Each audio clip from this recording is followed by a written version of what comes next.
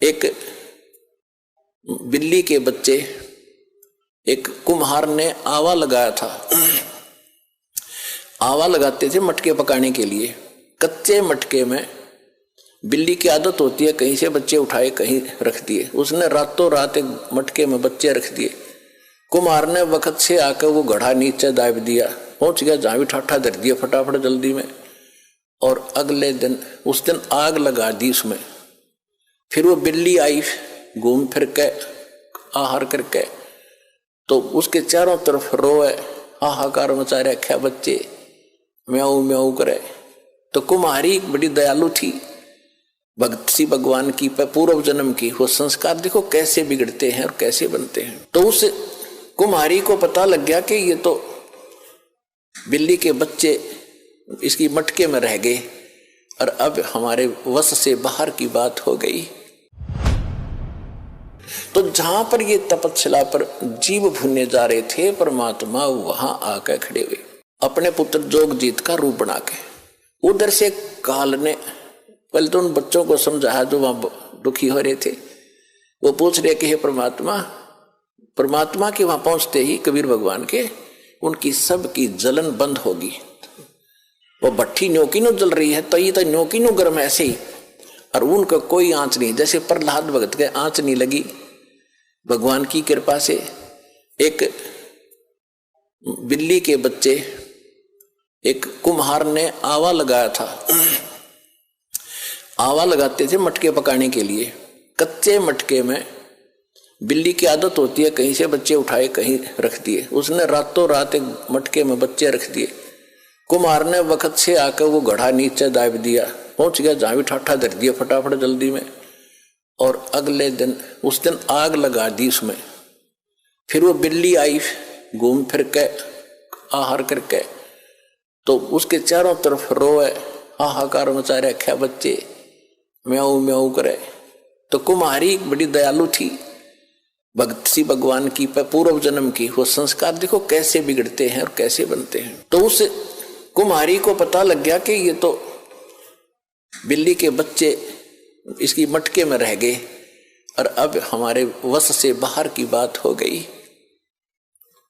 और अब माँ को पता होता है बच्चों का कितना दुख है। वो भी माँ थी और बिल्ली भी माँ थी।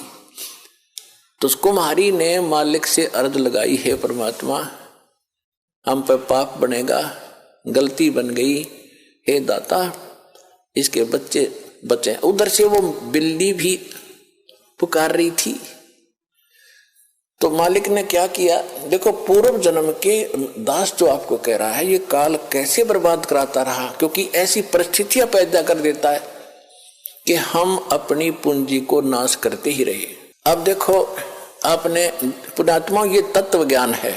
ये रामकृष्ण की स्टोरी तक कोई सुना देगा, खड़ा होगा, कितने सुन लियो तुम, 5-4 संस्कृत श्लोक बोल देगा, तुमने राजी कर देगा, दक्षिणा लेगा, ये होता ही रहा अभी तक। ये तत्व ज्ञान है जिसका सब तरह का निष्कर्ष निकलेगा।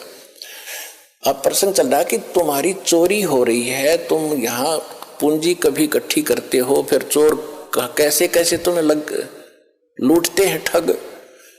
अब जैसे एक टटीरी थी, महाभारत में प्रकरण आता है, ये सच कथाएं हैं। आज तो वैज्ञानिक पाक गए, इनमें ना समझ माती ना हो, बाकी सच्चाई मिटा नहीं करती किसी के ना मानने से।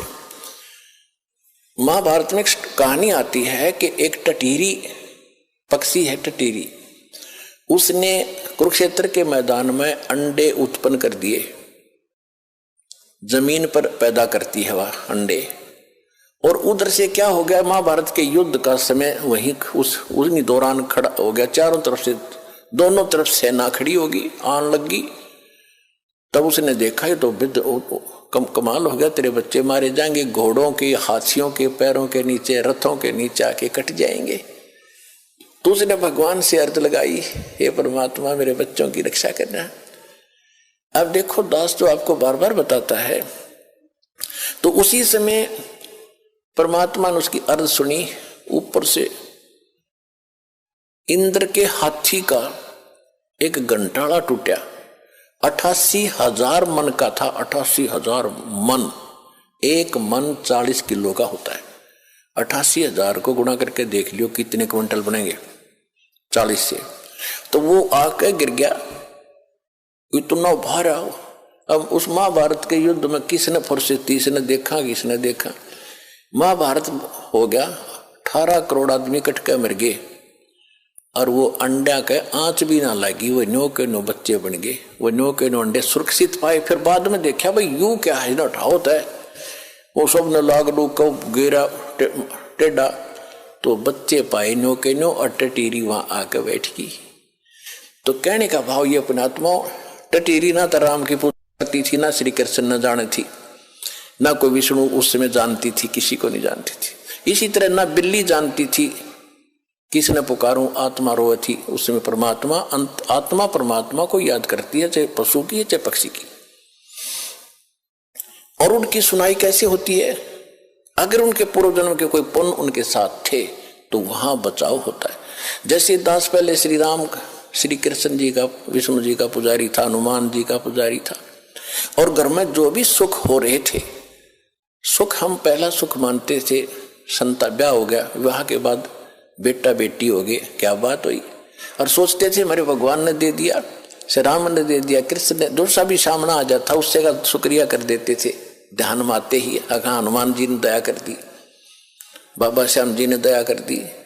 अब दया, अब पता चला, सूक्ष्म ज्ञान की रोशनी से पता चला कि ये तो हमारा पूर्व जन्म का संस्कार ही हमें मिल रहा था। जैसे पास हो गए बच्चे, इसी में सुखी मना खुशी मनाते हैं, बच्चे को तो वही बड़ी भारी बात होती है और बड़ा हर्ष का काम होता है कि पास हो गया, हो फिर नौकरी मिल गई, कहना है क्या, अच्छी सर्विस मिल गई। तो ये सब हम अपने इन भगवानों को देते थे जिनकी हम पूजा करते थे, श्रेय उनको देते थे, क्रेडिट। अब पता चला ये तो कुछ कर ही नहीं सकते थे, वो तो कबीर परमात्मा ही पिछले जन्म के संस्कारों से ही आपकी मदद करता आ रहा था, चाहे कोई पशु है चाहे कोई पक्षी। तो इस प्रकार हमने इस ज्ञान को समझना है। आप सुन रहे थे जगत गुरु तत्वदर्शी संत रामपाल जी महाराज जी के मंगल प्रवचन। अधिक जानकारी के लिए विजिट कीजिए हमारी वेबसाइट www.jagatgururampalji.org। संत रामपाल जी महाराज जी के शुभ आशीर्वाद से पूरे विश्व भर में 500 से भी ज्यादा नाम दीक्षा केंद्र हैं, जिन पर संत रामपाल जी महाराज जी द्वारा ऑनलाइन निशुल्क नाम दीक्षा दी जा रही है। अपने नजदीकी नाम दीक्षा केंद्र का पता करने के लिए संपर्क करें 8222880541।